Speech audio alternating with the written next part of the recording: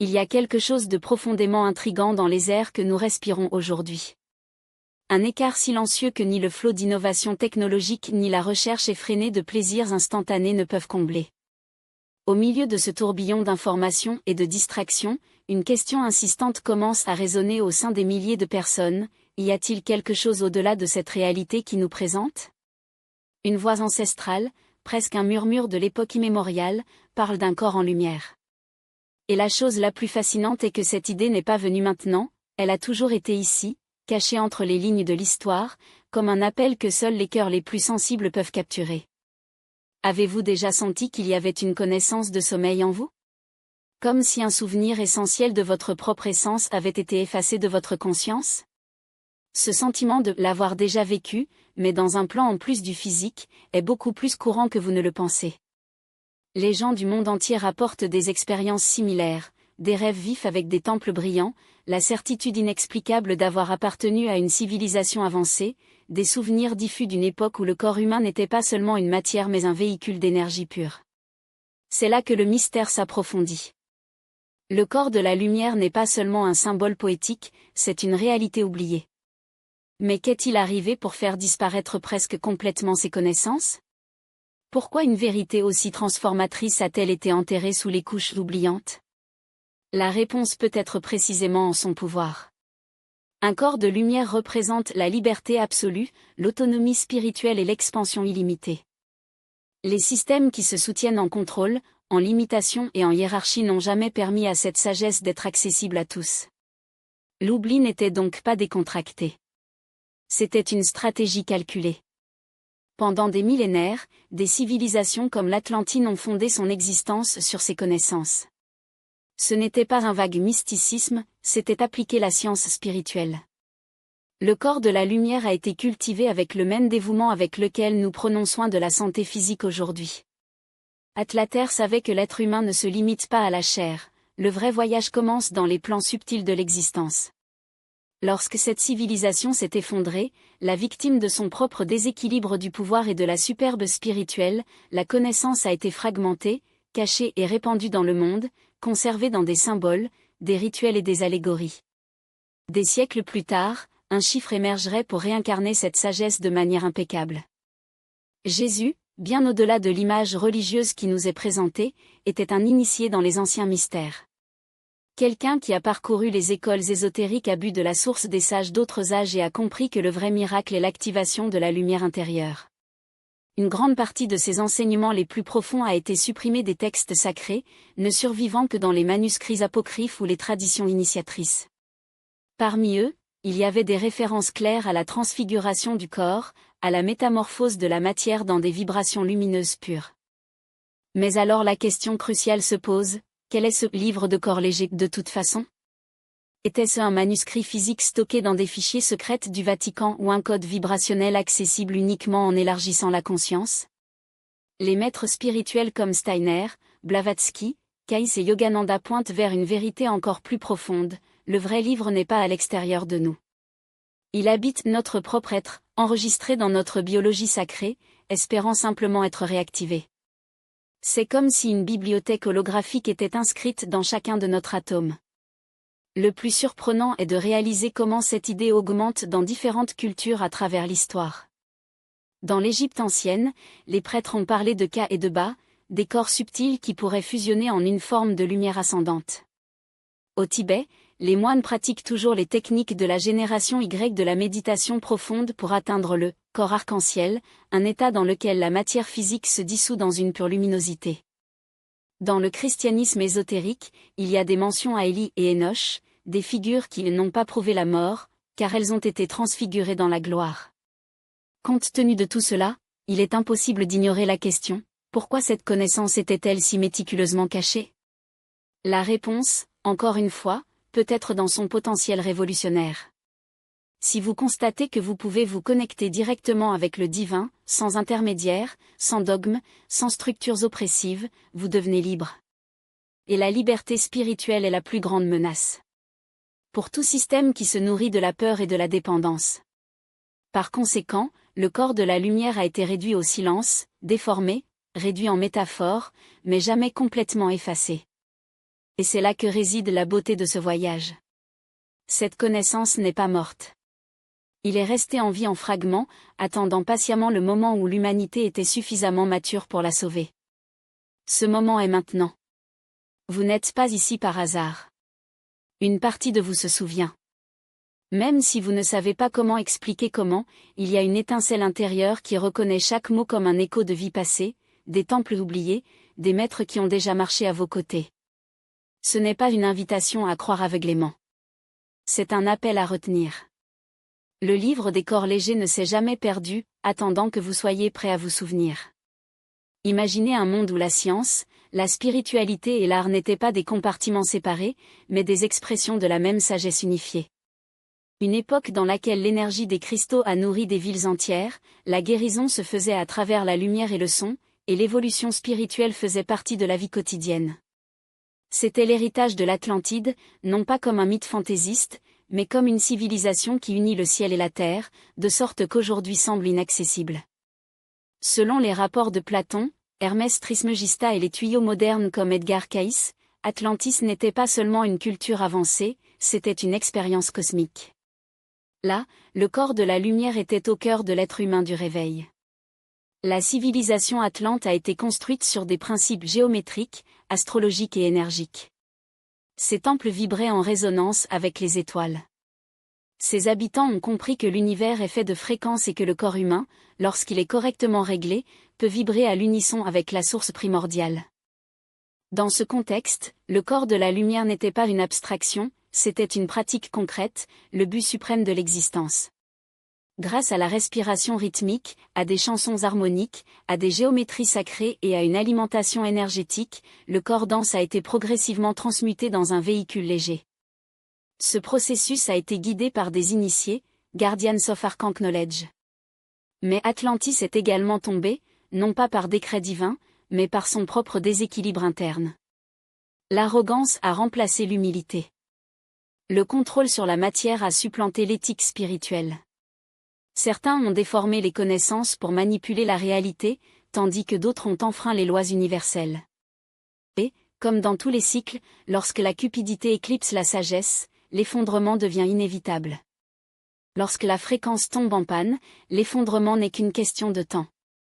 Ce que beaucoup appellent l'inondation ou la chute de l'Atlantide était, en substance, le licenciement d'une civilisation de son objectif divin. Mais avant l'effondrement total, il y a eu une opération de sauvetage. Les prêtres, les scientifiques et les maîtres ont migré vers les extrémités de la planète, entraînant des fragments de connaissances sacrées. Ces réfugiés atlantes se sont rendus en Égypte, à l'Himalaya, à l'Amérique centrale et même aux îles britanniques. Dans chacun de ces territoires, ils ont élevé des monuments, transmis des codes et semé les fondements des connaissances futures. Ce n'est pas une coïncidence qu'ils font écho aux similitudes entre les cultures égyptiennes, tibétaines, mayas et hindoues. Tous parlent de corps énergétiques, d'ascension, de véhicules de lumière et de l'urgence pour augmenter les vibrations internes. Ce n'est pas une simple chance. Il s'agit d'une carte répandue sur les continents comme un réseau silencieux de reconnexion spirituelle. En Égypte, par exemple, nous trouvons le concept de Merkaba, un champ de lumière de rotation qui entoure le corps humain, lorsqu'il est activé, permet des déplacements interdimensionnels. Les hiéroglyphes décrivent les dieux comme des êtres qui émanent de la lumière et traversent les cieux dans les bateaux solaires. Mais sont-ils vraiment des divinités, ou simplement des humains qui ont dominé le corps de la lumière ? La Grande Pyramide, avec sa précision mathématique, n'était pas une tombe, mais une chambre de résonance, un temple initiatique capable de modifier les états de conscience à travers des fréquences sonores qui activaient les couches de sommeil de l'être. De l'autre côté du monde, les Védas parlent des Vimanas, des véhicules aériens exploités par ceux qui ont dominé l'esprit et les champs subtils. Et les Upanishads décrivent le Purusha, le corps lumineux éternel qui transcende le cycle de mort. Au Tibet, les moines rapportent le corps du corps, le résultat de pratiques méditatives qui affinent la densité jusqu'à ce que le corps physique se dissout littéralement, ne laissant que les ongles et les cheveux le transfigurent dans la lumière. Parmi les Mayas, il y a des enregistrements de prêtres qui ont disparu devant les yeux des tribus, traversant des portails avec des intonations et des géométries précises attirées dans le sol sacré. Tous ces rapports sont des échos de l'Atlantide, des fragments de vérité qui ne pouvaient pas être transmis directement mais ont survécu dans des symboles, des mythes et des rituels. La science du corps de la lumière a été conservée par des initiés, transcrite dans des textes cryptés et transmise de bouche à l'oreille dans les écoles mystères. Et voici le point crucial, cette connaissance n'a pas été perdue. Il a été protégé. Les masters savaient que cela viendrait une période d'obscurité. Mais ils savaient aussi que le cycle de mémoire viendrait. Et cette fois est maintenant. Et c'est dans ce contexte que Jésus apparaît non pas comme le créateur de cette technique, mais comme l'un de ses plus grands rédempteurs. Il est arrivé à une époque où Light avait presque effacé dans le monde matériel. Il a étudié avec les Essènes, les maîtres égyptiens et les lamas tibétains, absorbant ce qui restait de l'héritage atlante. Son baptême de John symbolise l'activation vibrationnelle du corps de la lumière. Sa transfiguration sur le mont Tabor est une démonstration visible du processus. Et sa résurrection est l'apex, pas un miracle isolé, mais la preuve que le corps de la lumière surmonte la mort, le temps et l'espace.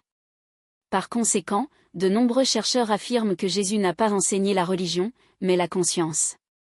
Il a parlé de paraboles parce qu'une connaissance approfondie ne peut pas être donnée à l'esprit littéral, il doit être décodé par le cœur éveillé. Chaque guérison, chaque geste, chaque silence était une instruction vibrationnelle. Et les apôtres, incapables de comprendre la profondeur de leur mission, ont transformé l'enseignement en dogme, tandis que la technique originale a été recueillie à l'invisible. Mais il y a une promesse silencieuse qui pendra à l'humanité, le retour de la sagesse perdue. Pas comme quelque chose de nouveau, mais comme une mémoire.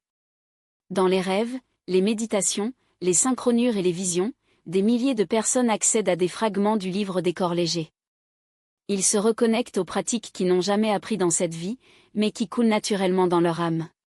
Ce n'est pas une fiction spirituelle. C'est un véritable appel. Par conséquent, la compréhension de l'Atlantis ne fait pas revivre le passé. Il déchiffre le présent. La chute de ces gens n'était pas une fin, mais la semence d'une nouvelle humanité, qui doit se rappeler ce que c'était de devenir ce qu'elle peut être. Chaque culture qui portait cette connaissance, chaque symbole laissé, chaque temple qui vibre toujours en silence, tout cela vous pointe. Oui, vous, qui écoute, ressent et commencez à vous souvenir. L'histoire du corps de la lumière n'a pas commencé par Jésus, et cela ne finira pas par lui.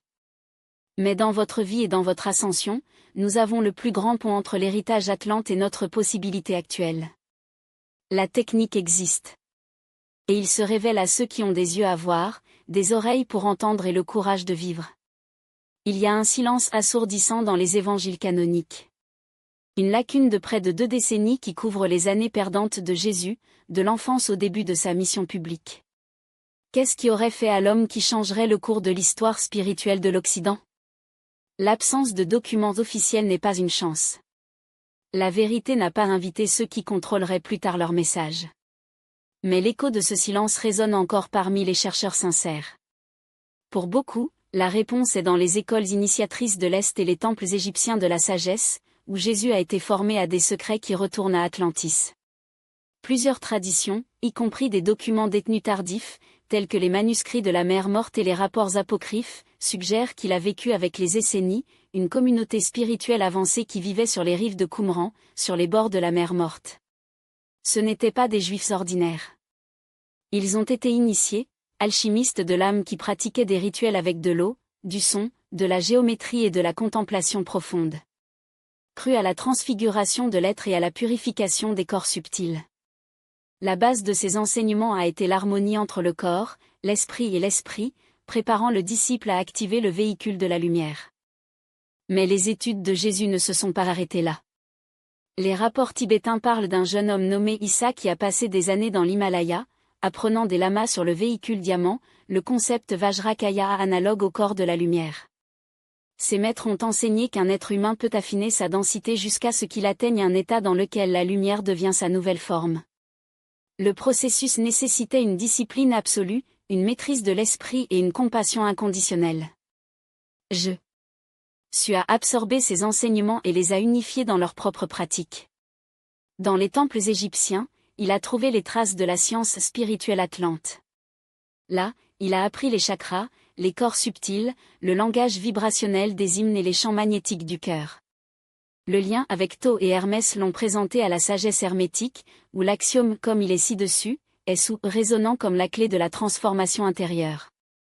Il a constaté que l'univers est un miroir vivant, et qu'en maîtrisant la lumière intérieure elle-même, le disciple transforme non seulement sa réalité, mais réécrit les lois apparentes de la matière. À son retour dans sa patrie, il n'était plus un homme simple. Il était un initié complet, portant les clés de la transmutation de la conscience, scellé par le feu de millénaires de sagesse. En commençant sa mission publique à l'âge de 30 ans, chaque mot était transporté de couches vibratoires profondes, chaque geste était un saut de pouvoir, et chaque miracle, une démonstration scientifique de la physique spirituelle en action. Lorsqu'il a guéri d'un regard, il a réorganisé le maillage énergétique de l'être, dissolvant les nœuds de disharmonie qui ont manifesté la maladie. En marchant sur les eaux, il n'a pas contesté les lois sur la nature, ajustant la densité de la matière par la force du champ magnétique de son cœur cristallin. Il n'était pas des merveilles. C'étaient des applications précises d'une science oubliée, où la conscience, lorsqu'elle est pleinement activée, devient l'architecte de la réalité. Et puis est venue la transfiguration sur le mont Tabor, l'un des moments les plus symboliques et délibérément obscurcis des évangiles. Là, devant Peter, James et John, son corps s'est transfiguré, rayonnant d'une lumière aveuglante qui transcende la forme humaine. Ce n'était pas une métamorphose instantanée. C'était le retrait du voile. Jésus n'est pas devenu léger à ce moment, a simplement permis à ses disciples de voir ce qu'il a toujours été là, le corps de la lumière dans sa plénitude, la preuve tangible de l'état que chaque être humain peut atteindre lorsque le chemin de l'ascension authentique va. La résurrection, à son tour, n'était pas un retour à la vie biologique commune. C'était la consommation du processus. Son corps n'a pas relancé, transcédé, restructuration dans la lumière pure, devenant un véhicule interdimensionnel. Les apparitions post-résurrection le confirment, elle est apparue dans des enclos fermés, des murs croisés, a changé sa forme en volonté, et a pourtant gardé la pleine conscience et l'individualité. Ce n'était pas un fantôme. C'était la matérialisation consciente du corps de la lumière activée, la démonstration vivante que la mort, telle que nous le connaissons, n'est qu'un passage à ceux qui dominent les clés de l'immortalité spirituelle. Et Marie-Madeleine ? Réduit par l'histoire à un disciple ou un compagnon sentimental, c'était en fait un initié avec une stature égale. Les textes gnostiques, comme l'Évangile de Marie, révèlent qu'elle a compris les enseignements que les autres apôtres ne pouvaient pas encore assimiler. Gardien des mystères, émetteur de la connaissance cachée, il a également dominé les pratiques de la lumière intérieure. Selon les souches ésotériques, il aurait conduit à la transmission du corps de la lumière dans le sud de la France, gardant la flamme du Christ cosmique loin des dogmes qui déformeraient son essence. Mais pourquoi tout cela était-il sorti ? Pourquoi ces détails cruciaux ont-ils été systématiquement éliminés des textes officiels ? La réponse est aussi simple que sombre, parce que le corps de la lumière habilite l'individu. Il révèle qu'il n'y a pas besoin d'intermédiaire entre l'humain et le divin. Que le vrai temple se trouve dans chacun. Que le miracle n'est pas un cadeau externe, mais la conséquence naturelle de l'alignement intérieur. Pour un empire religieux construit sur le contrôle et la soumission, c'était une menace insupportable. Par conséquent, l'enseignement était déformé, simplifié, fragmenté, mais jamais détruit. Ce que beaucoup appellent le christianisme original était en fait un chemin vibratoire. Jésus n'est pas venu pour fonder une religion. Il est venu pour activer les fréquences. Ces paraboles cachent des géométries sacrées. Ces miracles étaient des codes d'éveil. Et ces derniers enseignements, transmis uniquement aux proches, contenaient des instructions précises pour le raffinement du corps, du champ aurique et de la conscience. La croix elle-même, par exemple, est bien plus qu'un symbole de souffrance, c'est une carte énergétique de l'intersection entre les plans horizontaux, matériels, et verticaux, spirituels, d'existence. Quand j'ai dit, celui qui croit en moi fera les œuvres que je fais et ferai encore plus. Ce n'était pas exagéré. Il révélait le potentiel de sommeil dans chaque être humain lorsqu'il est éveillé. C'est le véritable héritage de Jésus, un héritage ombragé en des siècles de dogmes, mais cette gorge dans le cœur de chaque chercheur sincère. Et cet appel, aussi vieux que les étoiles, résonne à nouveau en pleine force à cette ère de l'information, où aucun mensonge ne résiste longtemps à la lumière de la vérité. En parlant de Jésus comme initié ne diminue pas sa grandeur, il l'élève. C'est pour comprendre que sa vie était un voyage exemplaire, un chemin sacré vers ceux qui veulent transcender la condition commune et vivre comme un être conscient de la lumière. Et en reconnaissant cela, nous réalisons qu'il n'est pas éloigné, dans des autels intouchables. C'est ici. Comme fréquence. Comme guide. Comme un miroir de ce que nous pouvons devenir. Le corps de lumière qu'il a manifesté est codé en nous. N'oubliez pas. Il y a une vérité silencieuse que beaucoup présentent, mais peu osent exprimer, nous ne sommes pas seulement des corps physiques. La structure visible que nous habitons n'est que la couche la plus dense d'un être multidimensionnel, dont les strates subtiles ont été ignorées, oubliées ou délibérément cachées à travers l'histoire. Le corps de la lumière est l'architecture secrète de notre véritable identité, une matrice d'énergie intelligente et vivante qui fonctionne au-delà du temps, de la chair et des formes limitées. Le comprendre n'est pas un exercice spirituel abstrait. C'est une réunion avec vous-même.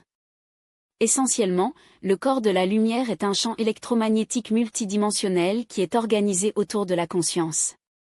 C'est le tissu par l'interaction complexe entre les centres d'énergie, les chakras, la structure vibrationnelle de l'ADN, les méridiens et les corps subtils, émotionnels, mental, causal, lucide et atmique. Il n'est pas séparé de vous. C'est vous à des niveaux de vibration plus élevés. Lorsque nous observons ce corps comme une carte, nous découvrons en elle les instructions pour l'ascension, la santé parfaite, la manifestation de la réalité et le lien direct avec la source. Imaginez que le corps physique n'est que la surface d'un océan infini.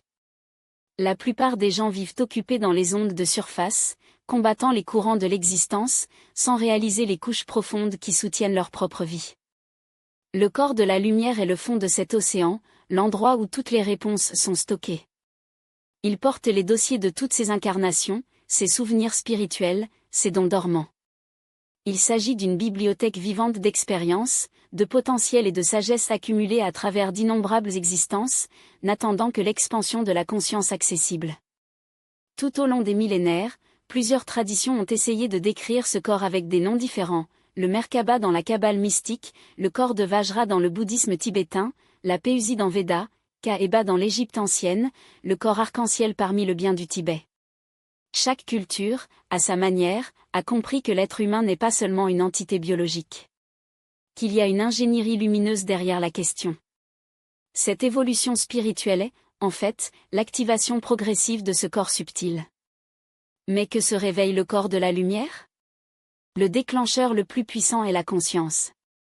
Il ne suffit pas de comprendre le concept intellectuellement. Il est nécessaire de vibrer à la fréquence de la mémoire. Le corps de la lumière répond à la cohérence vibratoire. Lorsque la pensée, l'émotion, l'intention et l'action sont alignées, l'énergie est organisée et la lumière est la lumière. C'est pourquoi les maîtres spirituels insistent tant dans la vérité, la pureté, la compassion et le silence intérieur. Ces états ne sont pas seulement des vertus morales, ce sont des clés de l'activation. Le corps physique se nourrit de nutriments, mais le corps de la lumière se nourrit de substances subtiles, de lumière sous sa forme la plus pure, la vibration qu'elle soulève, l'intention qu'elle transcende. Ce ne sont pas des mantras simples, ni de simples conceptions de géométrie sacrée, ce sont des codes d'activation. La fleur de la vie n'est pas un ornement, il s'agit d'une carte de résonance, une clé qui déverrouille les portails internes. La méditation consciente et la respiration ne sont pas des exercices spirituels, ce sont le pain et l'eau de ce corps lumineux. Ils se développent lorsque la gratitude inonde, lorsque le service aux autres est né d'un cœur sans deuxième intention, lorsque le silence devient si profond qu'il se dissout à l'idée de ceux qui se silent. À ces moments, le corps de la lumière s'allume non seulement, les impulsions, se développent, affinent comme l'or dans le creuset en présence. La science moderne brosse enfin les bords de ses connaissances.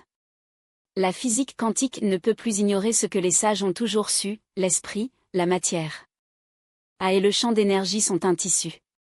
Des études sur la cohérence cardiaque, les ondes cérébrales et la résonance vibratoire prouvent quelles traditions ésotériques ont enseigné des millénaires pendant des millénaires. Nous sommes des émetteurs sur le terrain, nous influençons et sommes influencés par l'environnement dans un dialogue de fréquence constant. Mais le corps de la lumière va au-delà de la biologie, au-delà de la physique. C'est le domaine de l'âme, et de l'ADN, loin d'être un simple code génétique, est son interface matérielle. Avec chaque élévation de la conscience, les fragments dormants de ce code s'activent, déverrouillant les capacités perceptuelles, émotionnelles et spirituelles que l'humanité a à peine commencé à rêver. La glande pinéale dans ce processus est le pont entre les mondes. Lorsqu'il est purifié et réveillé, il agit comme une antenne haute fréquence, réglant les dimensions au-delà de la visible. C'est à travers elle que les rêves lucides, les vues spirituelles, les intuitions fulminantes et les expériences d'expansion qui dissolvent les frontières du soi. Mais sa fonction est encore plus profonde, c'est le portail biologique pour le corps de la lumière. Pas par hasard, les cultures anciennes la vénéraient dans ses symboles, de l'œil d'Horus au personnel d'Hermès, passant par les paroles de Jésus, « Si votre œil est simple, tout votre corps sera lumineux ». Cependant, l'éveil du corps léger n'est pas un événement instantané. C'est un voyage de transmutation. Avec chaque blessure émotionnelle curative, avec chaque croyance limitant dissous, une nouvelle couche s'allume. C'est pourquoi le vrai chemin spirituel n'est pas seulement contemplatif, il est alchimique. Il faut brûler les densités de l'ego, laisser tomber les poids du passé et comprendre que la lumière habite uniquement là où il y a de l'espace. D'où l'importance de la purification, non pas comme une punition, mais comme une préparation pour recevoir plus de lumière. Et voici un aspect vital, le corps de la lumière ne répond pas à la hâte. Il fleurit en présence, cohérence, livraison. Ce n'est pas une technique mécanique, mais un état vibratoire cultivé avec amour et patience. Chaque acte de gentillesse, chaque instant de silence intérieur, chaque déchirure de la guérison, chaque respiration consciente est des pas sur cet escalier de l'ascension. Le corps de la lumière fleurit lorsque la vie devient une prière vivante. Par conséquent, lorsque nous parlons de la pratique que Jésus a enseignée, nous ne faisons pas référence à des rituels complexes, mais aux attitudes internes. Il nous a montré qu'une vraie transformation naît de l'intérieur. Cette sainteté n'est pas dans les temples, mais dans le cœur. Que le royaume de Dieu n'est pas un endroit lointain, mais une réalité intérieure, le royaume de Dieu est en vous. Lorsque vous vivez avec cette conscience, lorsque votre propre présence devient légère, le corps de la lumière se révèle non pas comme un miracle rare, mais comme le retour à sa nature d'origine. Essentiellement, le corps de la lumière est sa forme la plus élevée, sa vérité indemne, son être devant toute douleur, peur ou limitation. C'est le corps de l'âme en pleine manifestation. L'activer ne devient pas quelque chose de nouveau, il cesse une résistance à ce que vous avez toujours été. Lorsque vous vous en souvenez, toutes les portes s'ouvrent. Et la technique que Jésus a apportée, celle qui résonne avec la sagesse de l'Atlantide et les échos des étoiles, gagne enfin du sens. Imaginez une ancienne carte déchirée en morceaux, cachée dans des bibliothèques oubliées du temps et de l'âme. Chaque fragment fait partie d'une technique qui, une fois reconstruite, révèle le passage à l'origine. C'est le scénario que nous avons devant nous. La connaissance du corps de la lumière n'a pas été détruite, elle était voilée, fragmentée, camouflée dans les mythes, les métaphores et les chuchotements spirituels. La technique existe, mais était cachée sous le voile du symbolisme, espérant que l'humanité reverrait avec le cœur. Et c'est ce qui commence à se produire maintenant. Les évangiles canoniques, façonnés par des intérêts politiques et ecclésiastiques, ont omis les paroles les plus intimes de Jésus. Mais les évangiles gnostiques ainsi appelés, en particulier ceux de Thomas, Marie et Philippe, sont comme des morceaux du parchemin d'origine. En eux, Jésus n'apparaît pas comme un sauveur externe, mais comme un maître intérieur. Parle du royaume de Dieu comme un état de conscience. Il parle de la lumière intérieure comme une réalité tangible. Dans un extrait de l'évangile de Thomas, nous lisons, « Lorsque vous faites les deux, et l'intérieur comme l'extérieur, et le masculin comme le féminin, alors vous entrerez dans le royaume. » Ce n'est pas une théologie. C'est la physique spirituelle. C'est une technique vibratoire. Cette phrase est un code. Faire the two one, c'est unifier les hémisphères cérébraux, le cœur du cœur, les flux du yin et du yang. L'intérieur comme extérieur est l'état de cohérence absolue, où la pensée, l'émotion et l'action résonnent dans un air parfait. Le mâle en tant que féminin est l'union sacrée des polarités en nous, la première étape de l'activation. C'est pourquoi tout le vrai chemin de l'ascension commence par l'harmonisation, le corps de la lumière ne fleurit que dans un champ intérieur unifié. Mais il y a plus. Jésus a utilisé la respiration comme une clé principale. Bien que ce ne soit pas dans des textes officiels, les dossiers oraux préservés par les lignées et les tuyaux SN, comme la grand-mère d'Anna, révèlent qu'il a enseigné les pratiques de respiration rythmique et consciente. La respiration est le pont entre le visible et l'invisible. Lorsque l'intention, il ouvre des portails internes.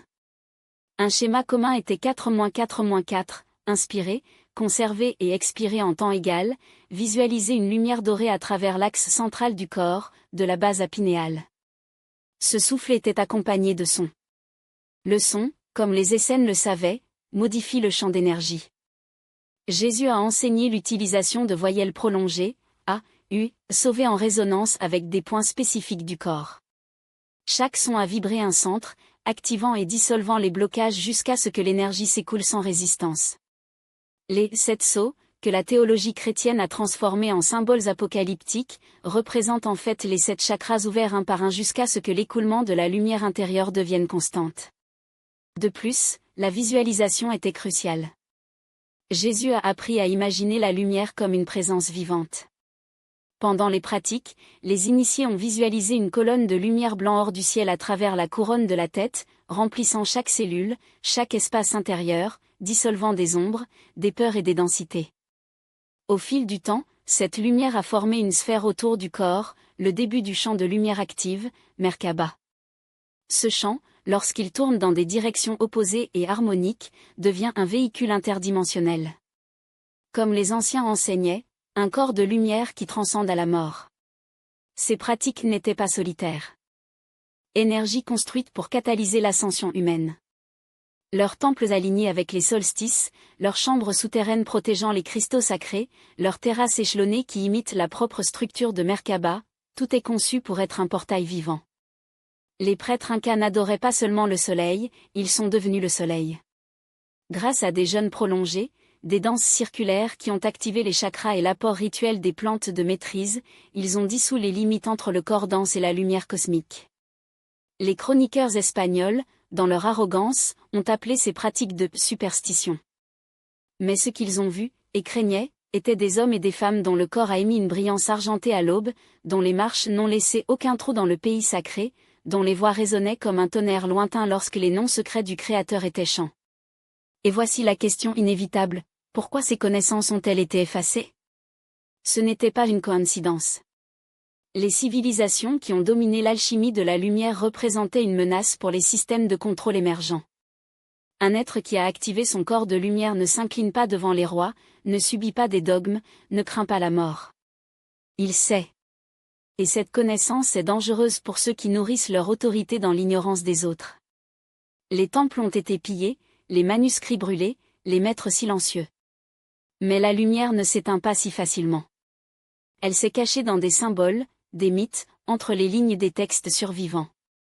En attendant. Parce que la vérité sur le corps de la lumière n'est pas une relique du passé, c'est un code dormant en vous. Observez les coïncidences effrayantes entre ces traditions séparées par les océans et les millénaires. Les Égyptiens ont parlé du djed, la colonne vertébrale d'énergie qui, lorsqu'elle est activée, a soulevé l'UAS, le sceptre du pouvoir, une métaphore claire de Merkaba en mouvement. Les Tibétains ont décrit le tumo comme un feu interne qui fait fondre les impuretés du corps, tout comme les alchimistes européens ont parlé de magnum opus, la transmutation de la matière brute en or spirituel.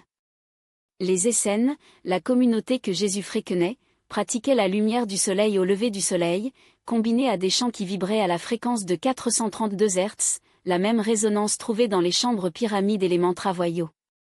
Les chamans sibériens, dans leurs états de transe, ont décrit les vêtements légers qui portaient pour voyager entre les mondes, identiques aux descriptions des corps astraux des Rosicruciens. Ce n'est pas une simple similitude. C'est la signature d'une science universelle? Une technologie spirituelle qui a été délibérément fragmentée afin que nous ne percevions pas son pouvoir. Mais les morceaux sont là, dispersés comme des miettes de pain à travers des cultures qui, bien qu'elles ne se sont jamais rencontrées, ont atteint les mêmes conclusions. Le corps humain est un véhicule de lumière endormi, et son éveil est la prochaine étape de l'évolution consciente. Voici le paradoxe fascinant, tandis que la science moderne se referme aujourd'hui, avec son équipement biophotonique, que le corps émet des photons, des particules légères, et que l'ADN agit comme une antenne quantique, les anciens le savaient déjà. Ils n'avaient pas besoin de machines pour mesurer ce qu'ils ont vécu quotidiennement. Quand un maître tibétain a dit que le corps pouvait devenir lumineux comme la pleine lune, ce n'était pas de la poésie. Il était physique appliqué à la conscience. Alors, qu'est-ce qui nous empêche de récupérer cet héritage? 3 illusions modernes. 1. Matérialisme aveugle, la croyance qu'il n'y a que ce qui peut être pesé, mesuré ou disséqué. Comme si la lumière corporelle était moins réelle car elle n'a pas de masse. 2. Spiritualisme passif, l'idée qu'il suffit de croire ou de prier pour que la transformation se produise sans le travail interne de purification et d'alignement. 3. La peur de la grande grandeur, la terreur inconsciente que, si nous nous réveillons, nous devrons abandonner la zone de confort de la médiocrité collective. Mais la vérité est que vous êtes déjà équipé. Son corps a les mêmes méridiens décrits dans les textes taoïstes, les mêmes nadis de yogi, les mêmes centres de force que les Mayas appelés Chulel. Sa glande pinéale, le troisième œil, contient des cristaux d'apatite, les mêmes minéraux trouvés dans les crânes de cristal que les civilisations mésoaméricaines utilisaient pour amplifier la vision interne. Son cœur émet un champ électromagnétique 5000 fois plus puissant que le cerveau, tout comme ils ont décrit les Essènes lorsqu'ils ont parlé du cœur comme un portail à l'infini.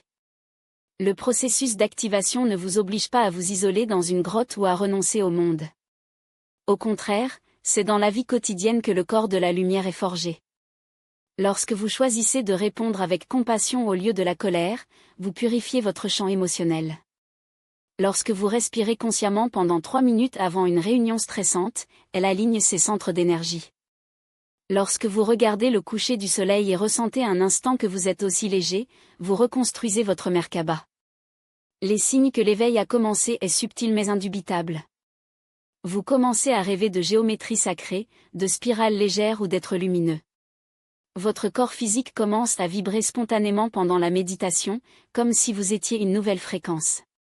Coïncidences, impossibles, se multiplient, des réunions, des idées, des portes qui s'ouvrent sans explication logique. Une sensation de légèreté physique, comme si la gravité avait perdu une partie de votre domaine sur vous. Le désir inexplicable d'être près de l'eau, des arbres, du feu, des éléments qui, comme vous, sont des conducteurs de lumière. N'attendez pas un rayon divin ou un gourou du Salvador. L'activation est un acte de souveraineté. Vous êtes l'alchimiste, le temple et la lumière. Les traditions anciennes ne visaient pas à adorer les dieux externes, mais à vous rappeler que vous êtes fait de la même substance qu'eux. Lorsque Jésus a dit « Vous êtes des dieux », ce n'était pas un blasphème. C'était un diagnostic. Et voici la clé à laquelle peu osent faire face. Le corps de la lumière n'est pas un prix pour le comportement spirituel, c'est la nature essentielle qui prouve. Vous ne gagnez pas Merkaba. Vous retirez les blocs qui vous empêchent de briller. Et le premier bloc est le doute que cela est possible. Les anciens ont laissé des indices partout. Dans les proportions d'or des cathédrales gothiques, des lignes Nazca, des hiéroglyphes montrant des pharaons avec des halos serpents, symbole de Kundalini activé, même les contes de fées où le héros se transforme en lumière pour surmonter le dragon. Ils savaient qu'un jour nous arrivions à ce point, saturés d'informations, mais affamés de sagesse, connectés numériquement, mais déconnectés de notre propre essence. La question n'est pas de savoir si vous pouvez activer votre corps léger. C'est à ce moment-là que vous arrêterez de reporter l'inévitable. Parce que la lumière ne demande pas la permission de naître. Elle est. Et lorsque vous lui permettez enfin de rayonner à travers vous, vous constaterez que le miracle ne vole pas ou ne disparaît pas dans un flash. Le miracle est de vivre sur cette terre avec vos pieds sur le sol et la conscience des étoiles, transmutant chaque geste en offrant, chaque souffle dans bénédiction, chaque défi de carburant pour la flamme interne. Ce n'est pas la métaphysique. C'est la physique avancée. Et le laboratoire est son propre être. Ce n'étaient pas des temples en pierre qui gardaient le secret, mais les corps vivants transformés en portails. Les centres initiatiques ou les hôtels alignés avec les solstices n'étaient pas de simples constructions, ils étaient des miroirs cosmiques conçus pour éveiller la même géométrie sacrée au sein du praticien. Chaque canal d'eau, chaque angle des pyramides, chaque labyrinthe réglé sur le sol était une invitation. Si vous pouvez déchiffrer le code extérieur, c'est parce qu'il le transporte déjà en interne. Les prêtres de la montagne aux couvertures qui ont taquiné la prière du cœur comme un manteau de lumière n'inventent pas de miracle, ils se souvenaient d'une science oubliée.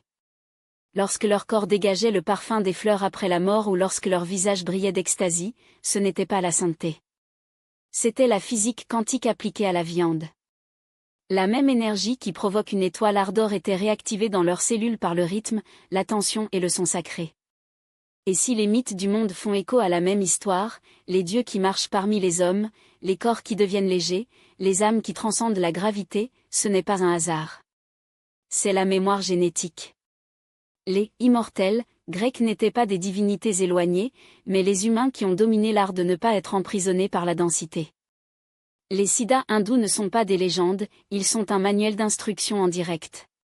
Lorsque le Norse a parlé de ponts arc-en-ciel entre les mondes, il décrivait ce que nous appellerions aujourd'hui des portails dimensionnels accessibles par l'expansion de la conscience. Toute cette sagesse a été fragmentée, déformée, transformée en enfant ou dogme pour contrôler. Mais la question qui ne veut pas faire taire est, était-elle des exceptions ou était la norme d'origine? La réponse est une aide et un défi, vous étiez cela. La différence n'est pas en capacité, mais en mémoire active. Le corps de la lumière n'est pas un prix pour l'illumination. C'est une graine en tout, et comme chaque graine, elle nécessite une terre fertile, de l'eau constante et un soleil infatigable. Les civilisations anciennes le savaient. Mais pourquoi cette connaissance a-t-elle disparu? Parce qu'il était caché sous cette clé, non pas par hasard, mais par stratégie. Les Guardians of Light ont compris qu'il y aurait des moments où l'humanité, plongée dans les guerres, le fanatisme et la peur, ne serait pas prête à gérer ce pouvoir sans l'auto-altitude. Imaginez donner une torche à ceux qui ne savent que brûler. Imaginez remettre les clés du ciel aux mains qui ne connaissent que la terre comme un champ de bataille. Alors ils ont attendu. Patiemment. Sachant que le moment viendrait lorsque toute la planète a vibré à une fréquence capable de maintenir la vérité sans brûler. Ce moment est maintenant. Aujourd'hui, les personnes sur des continents lointains reçoivent ces pratiques dans des rêves vifs, dans les idées de baignade, dans des synchronismes qui ressemblent à des chances mais qui sont des téléchargements d'une bibliothèque cosmique. Internet, malgré son bruit, est devenu le plus grand référentiel de connaissances ésotériques jamais vu, et aussi le plus grand test, qui est prêt à séparer la balle du blé. Nous reconnectons les points. Ce qui était le fragment devient la vision. Ce qui était chuchotement devient un tambour. La technique précédemment voilée refait surface non pas comme une formule mais comme une mémoire de fréquence, une mémoire qui s'active lorsque le cœur est suffisamment mature pour le soutenir. Ce n'est pas du mysticisme. C'est la technologie spirituelle ancestrale qui revient par conception, pas par hasard. Il y a toujours eu des cycles d'obscurité où la lumière s'est presque avérée, des âges où la conscience collective s'est coulée dans la violence, l'ignorance et la peur. Dans ces phases, la sagesse la plus élevée ne pouvait pas circuler ouvertement, non pas pour la faiblesse, mais parce que sa pureté était trop dangereuse dans les mains impures.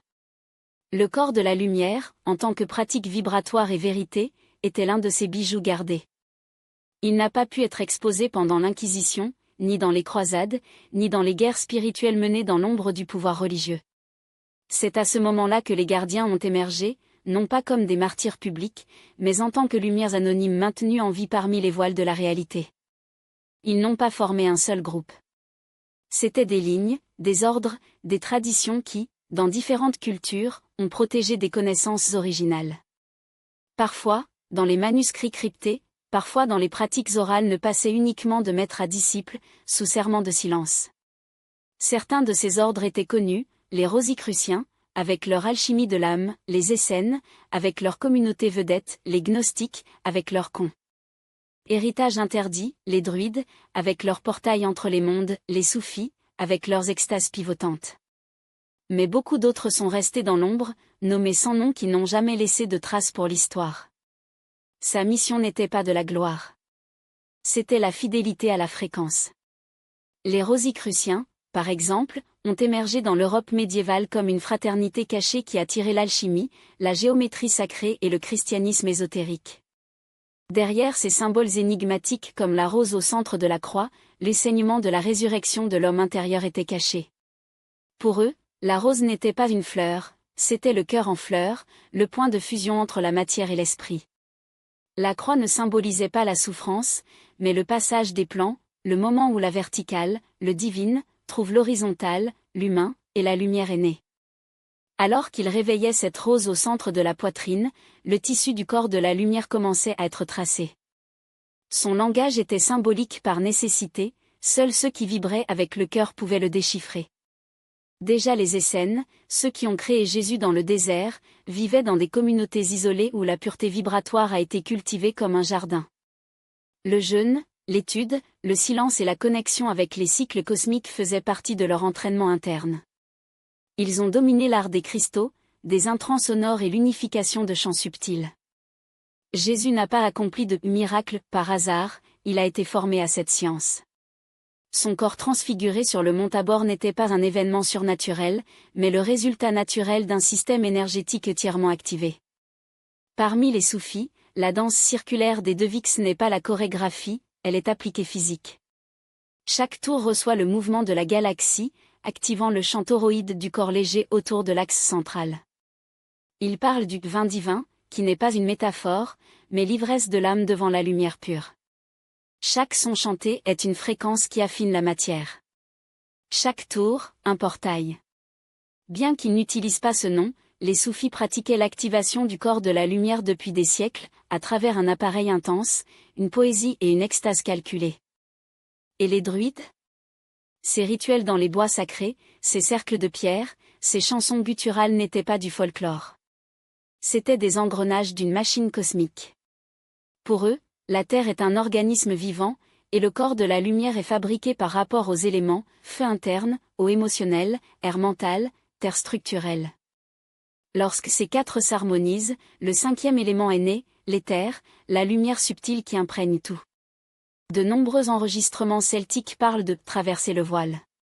Et les légendes suggèrent que certains de ces prêtres ont littéralement disparu dans la forêt, fusionnant avec le chant unifié. Ce n'était pas magique. C'était la conscience de la conscience. Mais il y en a des personnes anonymes. Ceux qui ont gardé des connaissances dans un silence absolu. Certains vivaient dans des grottes, des montagnes, des déserts.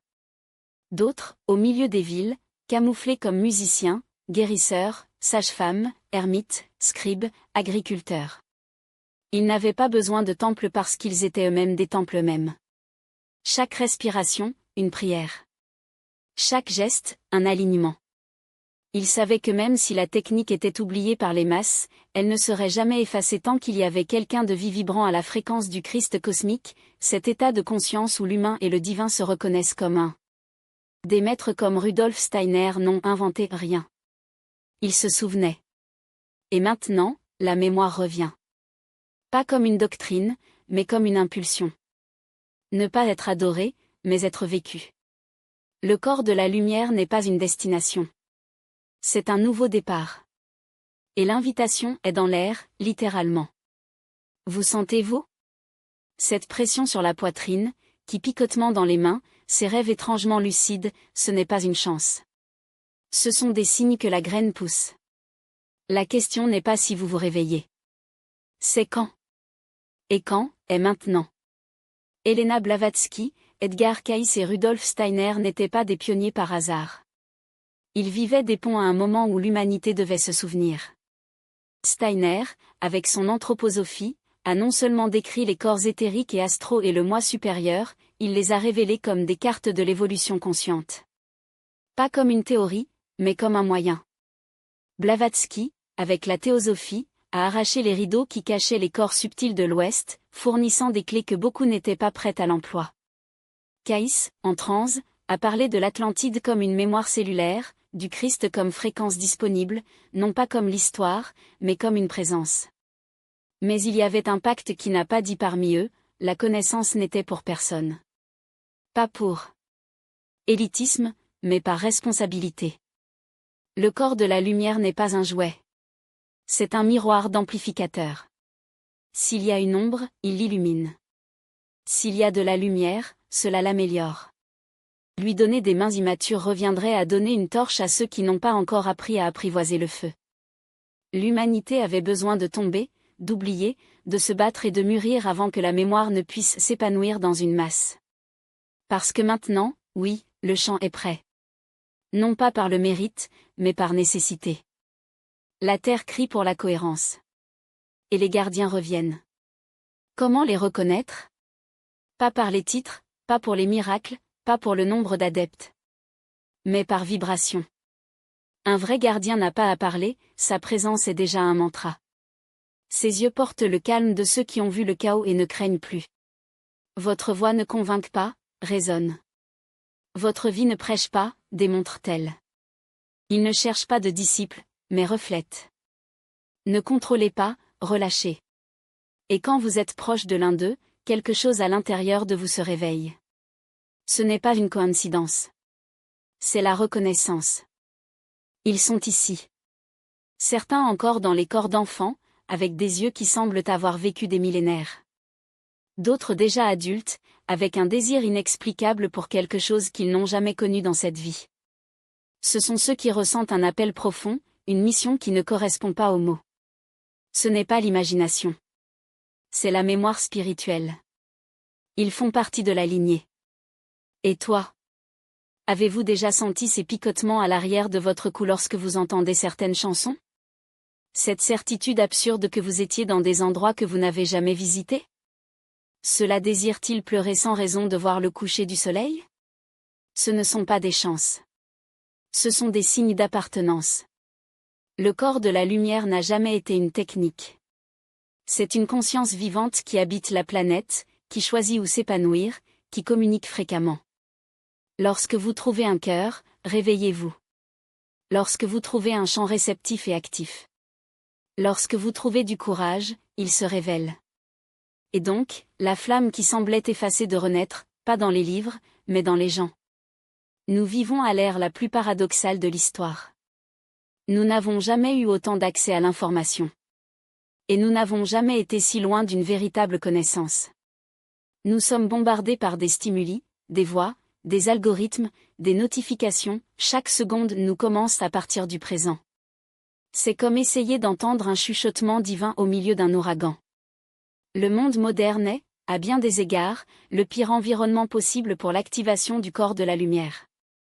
Et pourtant, c'est la scène parfaite pour prouver que la lumière ne dépend pas des circonstances. La première étape? Ralentir. Cela ne signifie pas s'échapper de la vie ou abandonner les responsabilités. Cela signifie créer des îles de présence au milieu du chaos. 5 minutes par jour. Fermez les yeux. Prenez une profonde inspiration. Faites taire le téléphone portable. Et ressentir. En ce moment, le corps de la lumière commence à se réorganiser. Parce que votre langue n'est pas pressée, pas d'anxiété ni de multitâche.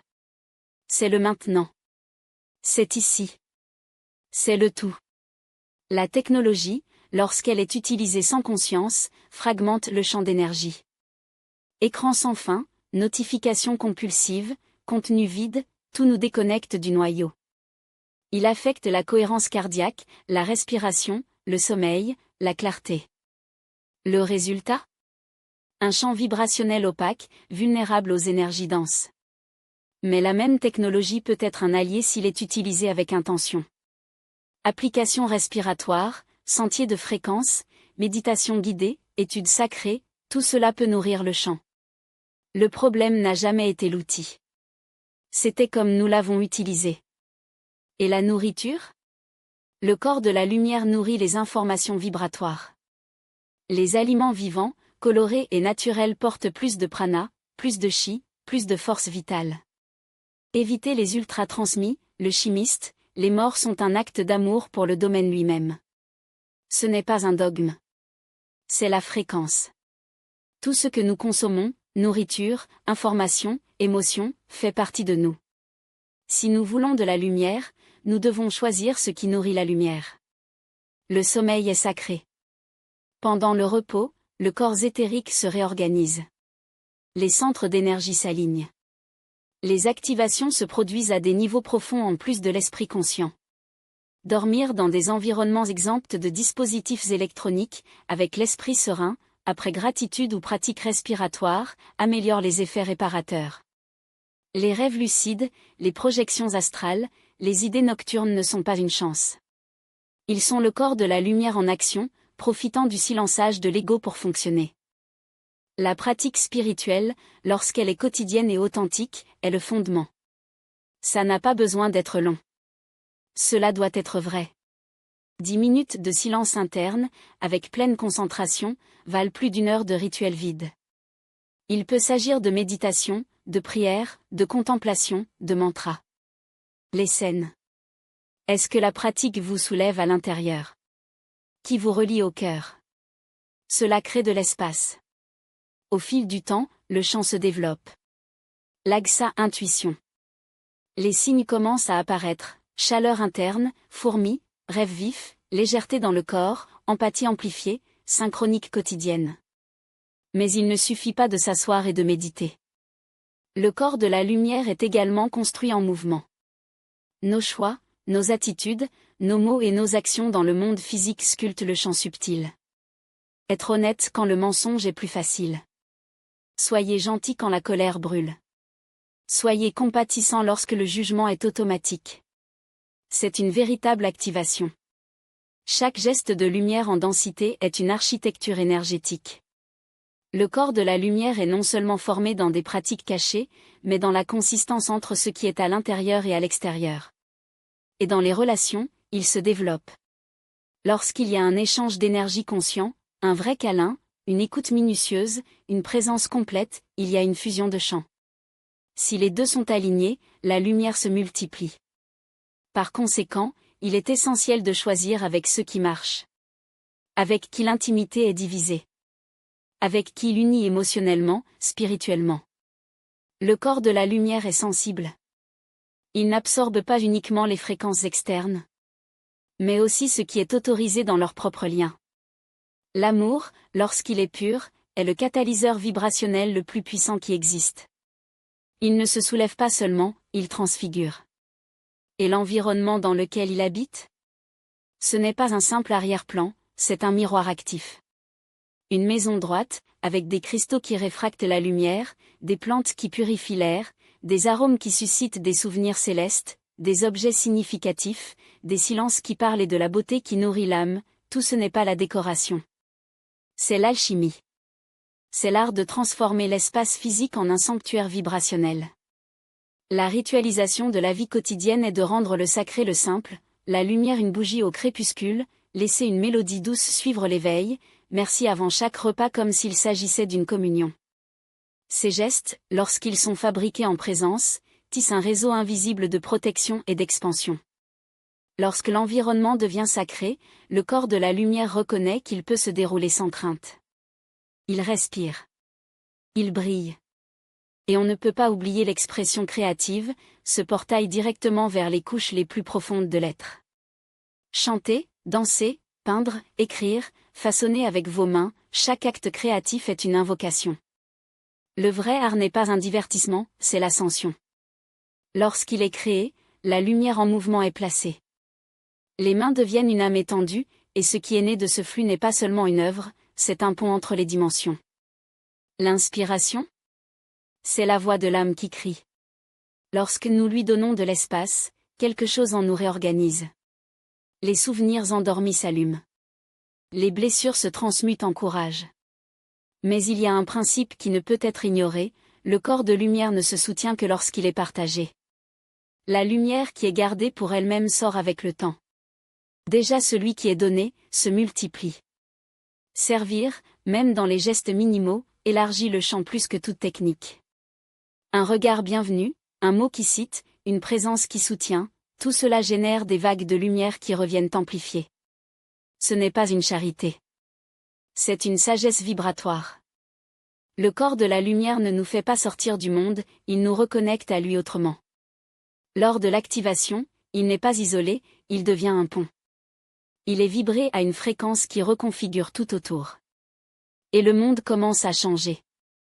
Non pas parce que l'on se bat contre lui, mais parce que sa propre présence, silencieuse, le transfigure. Vous devenez un phare. Un miroir. Une présence vivante de la conscience du Christ. Jésus nous a montré cela. Il marchait parmi les hommes, mais sa vibration provenait d'un autre royaume. Il jouait, sourit, pleura, sentait, Et pourtant sa lumière a transformé tout ce qui s'appuya. Cette lumière ne lui était pas unique. C'était un domaine qu'il avait activé. Et aujourd'hui, ce même champ passe par ceux qui osent se souvenir. Quand on commence à vivre comme ça, même en silence, devient un gardien moderne de la technique, un architecte de la nouvelle terre. Tout au long de ce voyage, nous traversons des couches d'histoire, de spiritualité, de symboles et de pratiques. Nous avons vu Jésus non seulement comme un maître, mais comme un miroir. Nous avons plongé dans les échos de l'Atlantide, les civilisations qui ont gardé la flamme, dans les techniques cachées dans des mots voilés et des fréquences sacrées. Maintenant, cependant, il ne reste plus qu'un voile. Si mince qu'il pourrait être déchiré avec un simple acte de reconnaissance. Si dense que cela semble être un mur insurmontable pour la plupart. C'est le voile qui sépare la vérité de qui vous êtes vraiment. D'illusion de ce que vous croyez être. Ce voile a un nom, oblivion. Il nous fait chercher ce qui a toujours été à l'intérieur. Il nourrit le monde de l'effort, de la comparaison, de la culpabilité, de la séparation. Cela nous fait mendier le salut lorsque la lumière brûle déjà dans nos os. Le corps de la lumière, après tout, n'a jamais été quelque chose à conquérir. Il a toujours été quelque chose à retenir. Il ne doit pas être construit à partir de zéro, il doit être activé en dévoilant une vérité qui n'a jamais cessé d'exister.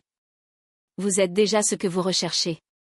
Cette révélation est l'apex de chaque voyage spirituel sincère. La lumière n'est pas là-bas. Aucun livre ne vous donnera ce que vous êtes. Aucun gourou ne peut livrer ce qui passe déjà dans votre poitrine. Aucune technique, aussi sacrée, ne remplace la décision interne d'être la fréquence même de la vérité. Les évangiles apocryphes chuchotent clairement, si ce qui est en vous ne vous sauve pas, rien ne vous sauvera. L'éclairage n'est pas un prix. C'est le dévoilement de l'essence. Et cette essence est une pure lumière. Mais pourquoi est-il si difficile de se souvenir? Parce que le dernier voile est le plus séduisant. Il est fait de croyances, d'identités, de peurs enracinées, de traumatismes qui nous a convaincus que nous ne sommes pas dignes. Des structures sociales et spirituelles qui, jour après jour, nous répètent que nous sommes petits, limités, coupables, imparfaits. Toute cette programmation agit comme un bloc. Et même lorsque nous commençons à voir la lumière, ces mécanismes nous ramènent dans l'ombre. Déclamer le voile, par conséquent, nécessite du courage, de ne pas faire face au mal extérieur, mais de faire face à l'illusion intérieure. Et voici le point clé, ce n'est pas la technique qui suscite le corps de la lumière. C'est l'engagement envers la vérité. Les pratiques sont le chemin, mais la décision est la clé. Lorsque vous dites assez, quand il déclare « je me souviens », « j'accepte »,« je suis », quelque chose de actif. Les champs se réorganisent. Les souvenirs commencent à émerger. Et ce qui était l'étude devient une expérience. Le corps de la lumière n'est pas seulement pulsé en moine ou en maître. Il palpite des femmes au foyer, des artistes, des jardiniers, des jeunes calmes dans leur chambre. Il ne nécessite pas de titre. Nécessite une présence. Le livre des corps de la lumière n'a jamais été un manuscrit perdu. Il s'agit d'un code éther enregistré dans chaque cellule de votre être. Il est enregistré dans son ADN subtil. Chaque fois que vous aimez sans raison, pardonnez sans condition, merci sans rien demander en retour, une page s'ouvre. Et plus les pages révèlent, plus vous comprenez, vous êtes le livre, le lecteur, le texte et la lumière qui illumine, tout en un être. Tous les maîtres l'ont souligné, chacun à leur manière. Jésus, avec son silence compatissant. Bouddha, avec sa non-identification. Krishna, avec sa danse cosmique. Marie-Madeleine, avec sa dévotion vibrationnelle. Thoth, avec sa géométrie. Lao Tse, avec son vide. Tout le monde a dit la même chose, le temple est vous. Le trône est votre cœur. Et le roi est la conscience éveillée. Ce qui sépare l'humain du divin n'est pas une échelle. C'est un miroir. Et comment savoir si c'est prêt? Regardez. Vous écoutez cela. C'est tout un signe. L'appel ne résonne qu'avec ceux qui l'ont entendu auparavant. Même si vous ne vous souvenez pas, même si vous en doutez, le fait que vous ressentiez, frissonnez, pleurant, ce taille-il, c'est la preuve que le voile se brise. Personne ne vient ici par hasard. Et une fois que vous voyez, il n'y a aucun moyen d'arrêter de voir. La dernière révélation est simple, mais elle change tout, vous êtes léger qui a oublié de s'allumer. Il n'y a rien de mal avec vous. Il n'y a jamais eu. Toutes les souffrances, toutes les chutes, toute la recherche faisaient partie du plan. Le corps de la lumière n'est pas le destin. C'est la maison. Vous étiez, c'est et le sera toujours. La séparation n'était qu'un rêve nécessaire pour que le retour soit conscient. Et maintenant, le retour est en cours. À cette dernière étape du voyage, il n'y a qu'une seule question, qu'en ferez-vous? Et maintenant, face à ce qui a été révélé, que ferez-vous de cette vérité? Retournez-vous au monde comme si de rien ne s'était produit? Est-ce que cela gardera cela comme une curiosité mystique, une autre connaissance déposée dans l'esprit? Ou va-t-il le laisser transfigurer votre souffle, votre look, vos choix, votre propre essence? Parce que la vérité, frère, est simple, vous savez déjà. Il n'y a plus de doute à résoudre, une seule décision à vivre. Alors vivez. Respire comme léger. Marchez en présence. Ressemble à quiconque voit au-delà des formes. Sentez-vous comme qui touche l'éternité avec les doigts. Calado, écoutez l'univers chuchoter son nom. N'attendez personne. L'humanité est prête. La planète est prête. Le ciel et la terre ont déjà aligné dans un seul mouvement. Juste à gauche, vous. Le livre des corps légers. Il est ouvert. Lisez-le. Souviens-toi. Allumez-vous. Si ce message a résonné dans quelque chose de profondément en vous, dites-le, qu'est-ce que vous êtes prêt à devenir léger en vous? Partagez vos souvenirs, vos incertitudes ou même cet étrange sentiment de « je le savais déjà ». Votre commentaire peut être le miroir qui suscite une autre âme ici. Et ensemble, en tant que communauté vibratoire, nous, de l'esprit éminé, nous manifestons plus que la connaissance. Nous manifestons la présence. Écrivez dans les commentaires, je suis léger qui se souvient et sens le chant se développer autour de ces mots. Lorsque des milliers d'entre nous les prononcent à l'unisson, quelque chose se déplace dans les royaumes invisibles. Et si vous êtes prêt à passer à l'étape suivante, pour aller au-delà de la mémoire et accéder à la carte cachée laissée par Jésus avec une précision cosmique, ne sortez pas maintenant. Le prochain chapitre de ce voyage est déjà sur votre écran. Le livre de 33 étapes, la carte cachée que Jésus a laissée pour l'illumination. Là, vous découvrirez les codes vibrationnels qu'il a semés. 33 étapes qui ont été non seulement vivées par lui, mais laissées pour les suivre. L'esprit dénué. Nous sommes la bonne voie du temps. Jusque là, où la lumière trouve le chemin.